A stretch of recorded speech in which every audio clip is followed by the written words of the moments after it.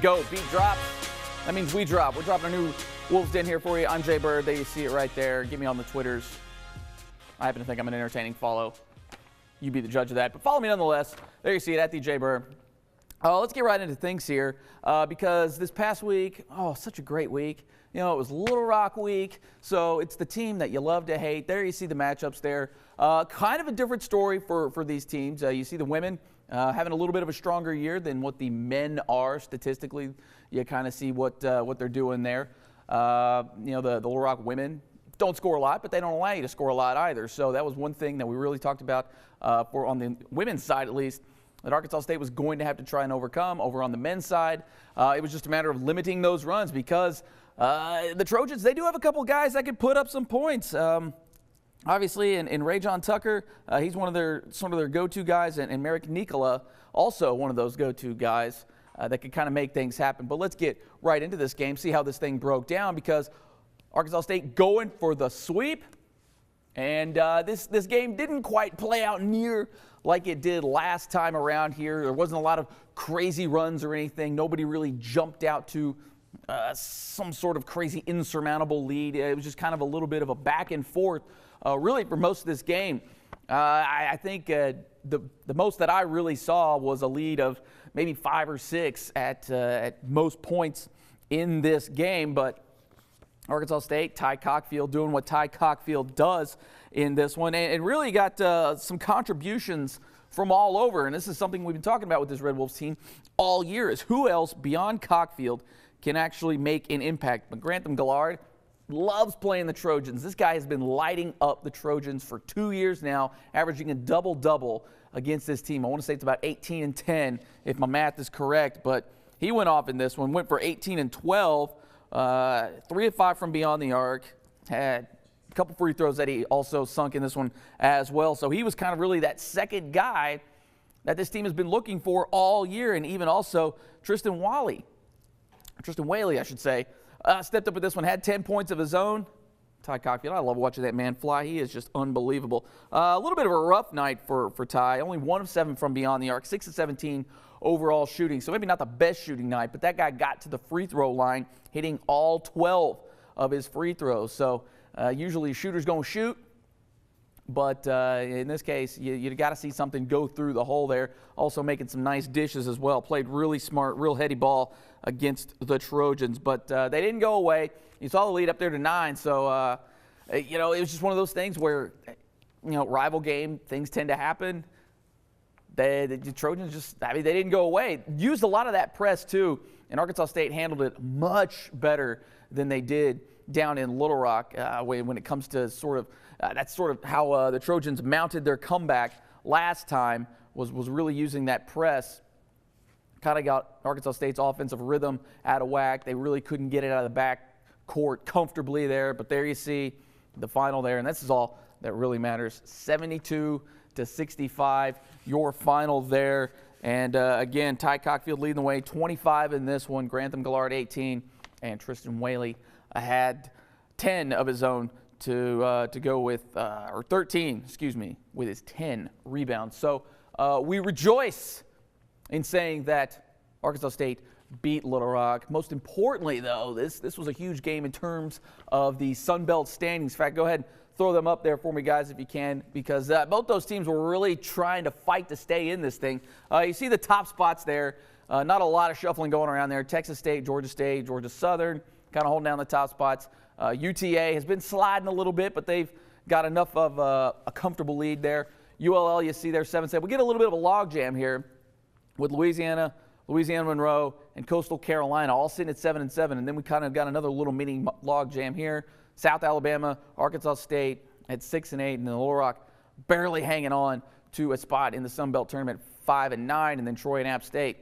So not out of the woods yet, but that was a huge win for Arkansas State. Now got a bit of a cushion, but unfortunately for them, you picked a bad time I guess you probably picked a good time to have a little bit of a cushion, because now they go on the road to the Georgia schools, and as you saw them, both those teams up there in the top 3 of the conference. So it's going to be one heck of a road trip for the Arkansas State Red Wolves. In fact, Georgia State, kind of a perennial powerhouse in the Sun Belt Conference. You remember when R.J. Hunter was there, how good that team was, and not a lot has changed. They're still one of the better teams, not just in the Sun Belt, but really amongst the mid-majors. Now, they're not going to, put the fear in any team, but they're a team that could definitely make a little bit of a run come March. In fact, top 70 in terms of offensive scoring. They hit their shots, 62. Or I'm sorry, they shoot 47%, which puts them at 62, 62nd in the country. They will knock down threes, and that's really how they're going to get you, shooting 39% from beyond the arc. Guys, that is blazing up from beyond the arc. In fact, that puts them at 14th in the country, and they knock down almost 10 of those a game. So that's 30 points for them right there, and that's without doing anything else at all. So something you got to watch out for. They also block shots well. They're a top 25 team in terms of that. They'll hound you on defense. They're a top 40 when it comes to steals per game. So there's not really a lot that they don't do well. In fact, looking through the numbers here, just a couple of things that they don't do well is they don't shoot free throws incredibly well, and they don't rebound all that well. In fact, they are dead last in their rebound margin. So you can kind of crash the boards on these guys. And obviously, with a lot of that outside perimeter shooting, you're not going to be as strong down in the paint. So, but it's a matter of you got to defend from beyond the arc against the Panthers. For the Eagles, though, I mean, this is a team that also lights it up. They hit their shots, and they hit them well. In terms of their scoring offense, putting up over 83 points a game. Guys, that's 15th in the country. The Eagles, they will get up and down on you. They are 6th in the country in terms of their field goal percentage. They hit over half their shots. Let me say that again. They hit over half their shots. Kind of your average is around 40s, somewhere in that range. I mean, these guys are good. They're 6th in the country in terms of their shooting. Now, their three-point shooting not near as good, but they will hit those mid-range. They like to get inside the paint. So, you got to figure something out. So it's kind of sort of contrasting styles here amongst the Georgias.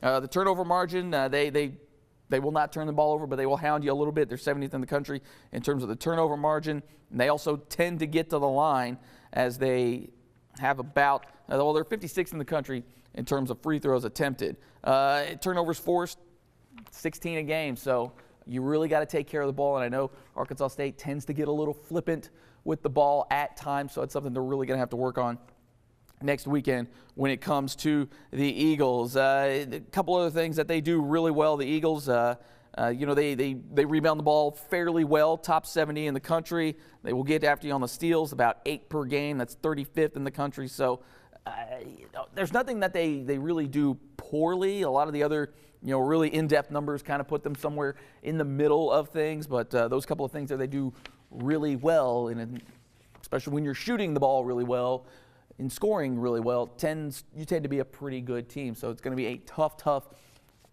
trip to Georgia for the men's team, but we'll see how they can handle it. And it seems like they're on a little bit of an uptick right now.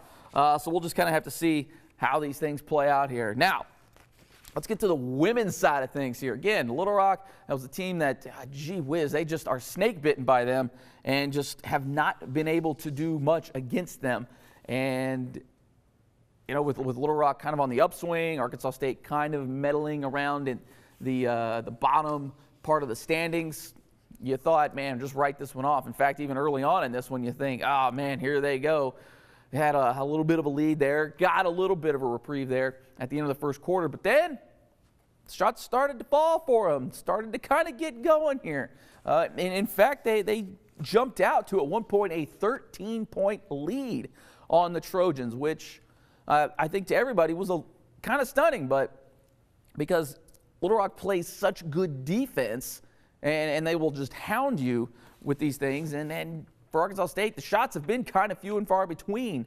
So, not going to lie, I was a little bit stunned when I saw a lead that sort of ballooned into what it was. But they came out and smacked them in the mouth there at the beginning of the second half there in the third quarter and really got motoring. And they needed every little bit of that padding because, a team as good as Little Rock, especially on the defensive side, they're not going to lie down. They've got that 11-2 record for a reason, is because they're a really good team.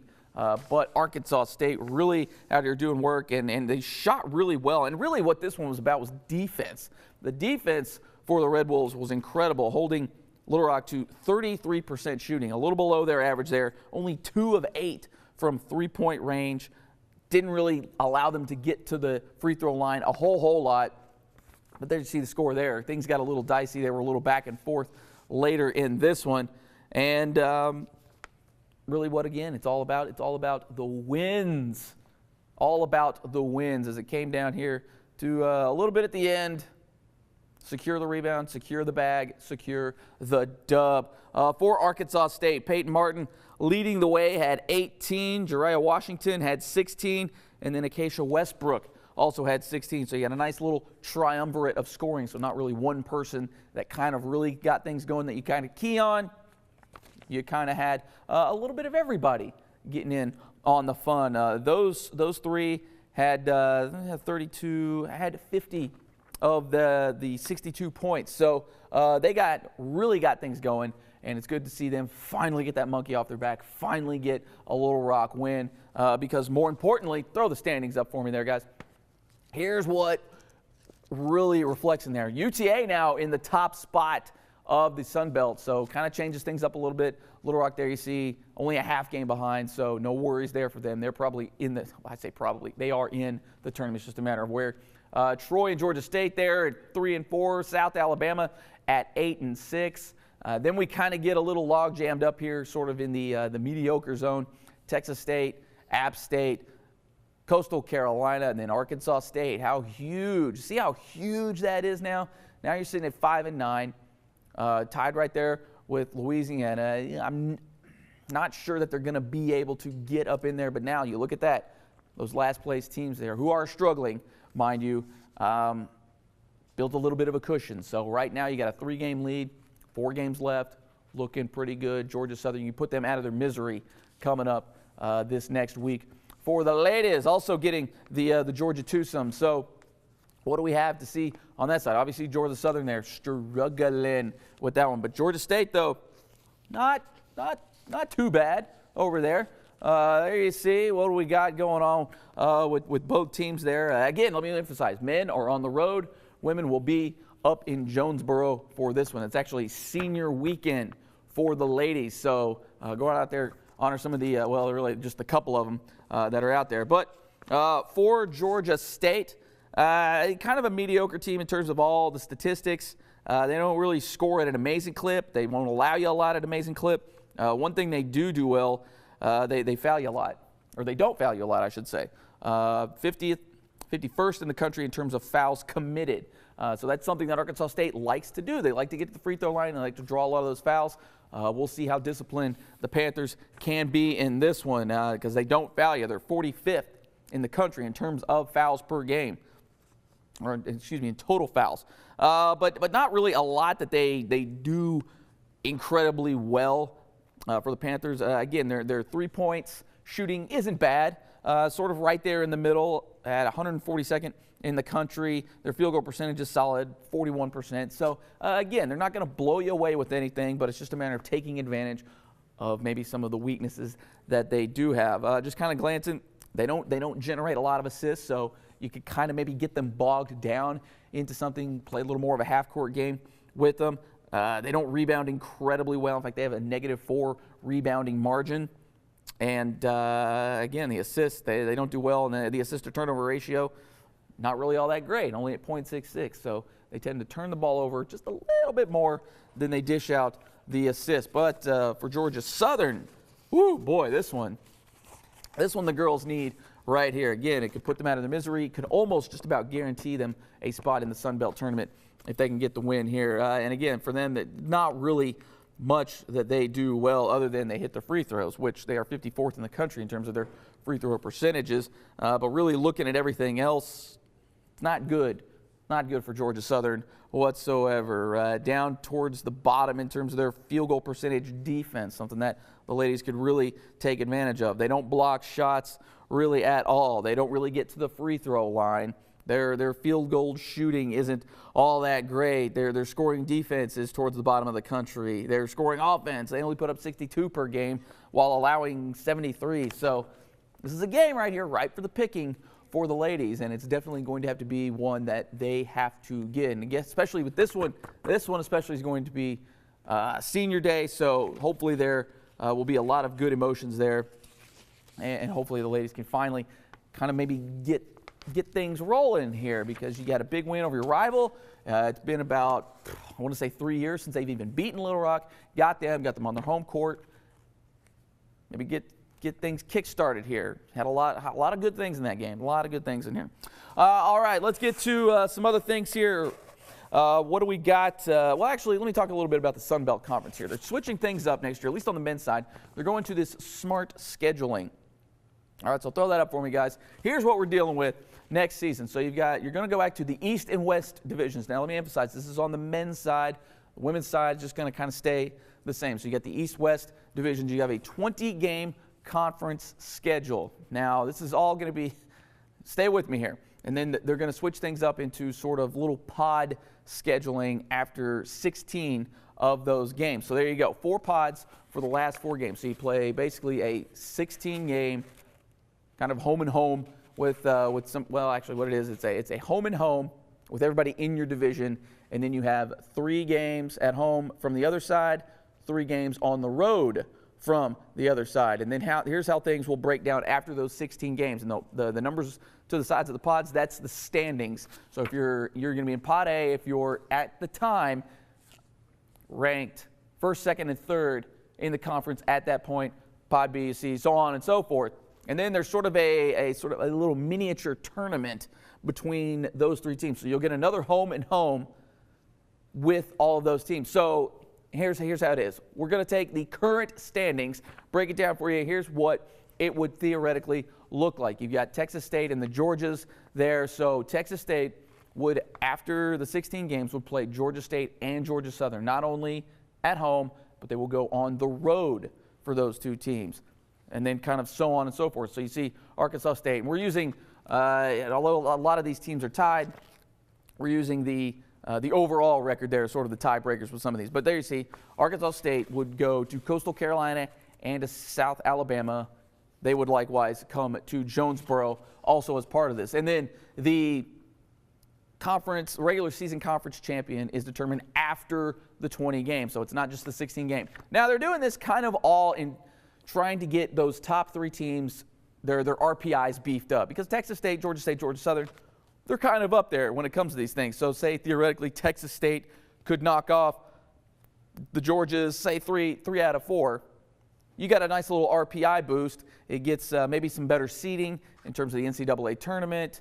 It also gives your other teams a chance to maybe secure some wins against a higher RPI, even though they're kind of going away from the RPI. But, all the other metrics that they use against each other. And then potentially could maybe get a second team in there with a nice little run there towards the end, because, they're always going to remember what you do late February, early March. So this is kind of what the goal is here. And then everybody kind of has to fill things out.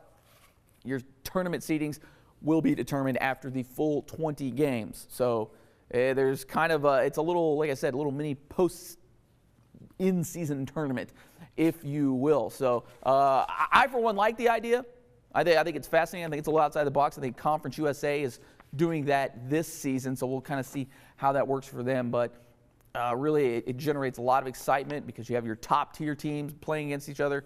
Obviously, when you're in that 3rd place spot, you're fighting to get that double bye that they have on the men's side. So it's going to be fascinating to see this play out. I'm really excited to see how this will sort of kickstart things. And especially down there in Pod D, if you got a couple of teams that are fighting for the last spot, what better way than knock off the guy right ahead of you? So I really do think this is going to generate a lot of excitement there towards the end of the season, especially in the Sun Belt Conference. And if you take a look at it this year, man, it's going to be something else. And who knows? Arkansas State and Little Rock could play each other 4 times within a regular season. So anytime you could play your enemy more times, that's always going to be good. Imagine that 4th game. Boy, you guys got each other's tendencies down.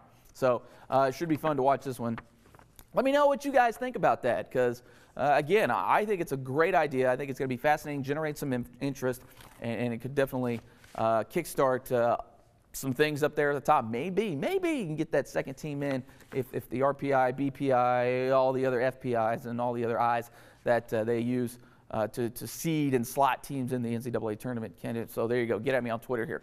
All right, a couple things also going on around. We're into baseball season, so the men are off to a good start here. Swept Valparaiso this past week, 7-6 there. It was actually a doubleheader on Sunday, but that was their early game. Had to go 11 innings in that one, but then took care of business in the night matchup there, 7-1, 4-1 on Monday. And then on Tuesday, beat Mississippi Valley State, 6-2 start. Not too shabby. If you look at all the RPI stuff over on baseball, they're in there right now. I think they were 66th in the country. So, hey, why not there?